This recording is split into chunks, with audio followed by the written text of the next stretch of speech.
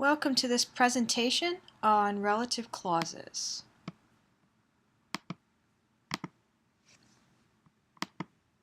Alright, the first thing we have to ask is, what is a relative clause? Well, a relative clause is a group of words that modifies or describes the noun. For example, if you look at the following sentence, the store that sells clothes is Macy's. The information that sells clothes is our relative clause. It is adding more information to describe the store.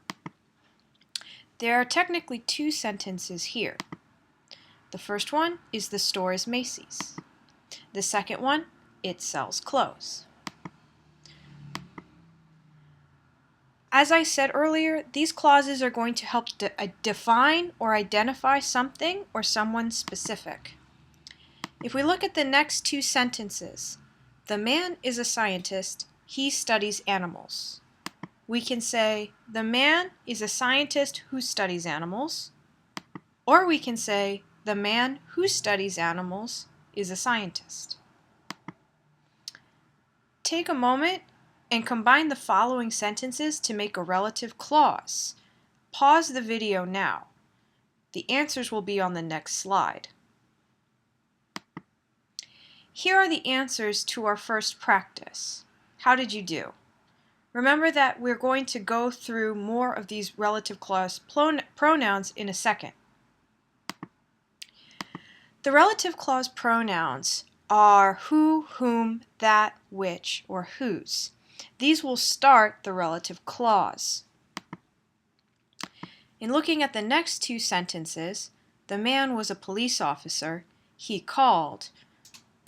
We can say the man who called was a police officer, or we can say the man that called was a police officer.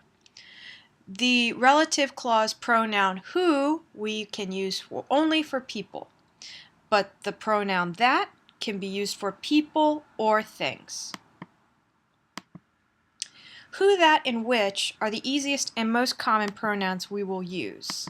If you look at the next two sentences, which are about a dog is not a person, it is a thing, an animal. So the dog was black, it rescued a man. It, in the second sentence, refers to the dog. So we can make the sentence, the dog that rescued a man was black. We can also say the dog which rescued a man was black. Remember that that can work for a person or for a thing. Which we can only use for things. Now try again and combine the following sentences to make a relative clause. Use who, that, or which. Pause the video now and the answers will be on the next screen. Here are the answers to practice 2. How did you do? Remember that with some of these, there is an option of using either the pronoun that or the pronoun which. Both are acceptable. When using these other pronouns, whom and whose, it's important to know the rules. Whom is for a person receiving the action. In the next two sentences, the man bought a new car. I spoke to him. Him in the second sentence is our object. It's the direct object in the sentence. And of course, him refers to the man, the subject, in the first sentence. So in this situation, the man is receiving the action in the second sentence. So I can make the relative clause sentence, the man whom I spoke to bought a new car. Whose is for possession for people or things. For example, in the next two sentences, this is the man, his iPhone isn't working. In the second sentence, we don't have anything about the man. However, we do have the possessive pronoun his. That is our only indication that it connects to the earlier sentence. So we can make the sentence, this is the man whose iPhone isn't working. A quick note, whose is used for possession of people or things. It is possible to use whose for an item. For example, the bicycle whose tires are busted. Here is a quick chart of the pronouns we've just talked about and how they are used. This will be very helpful for you to write down and keep safe for you to review the relative clauses. Subject-relative clause pronouns are quite easy, and we've already done them several times. This is where a relative clause pronoun is acting as the subject. In the next two sentences, the woman sold candles, she lived next door. In both sentences, our connection, the woman and she, are both in the subject of the sentence. So it's very easy for us to write, the woman who sold candles lived next door. We can also say the woman that sold candles. Now on to object-relative pronouns.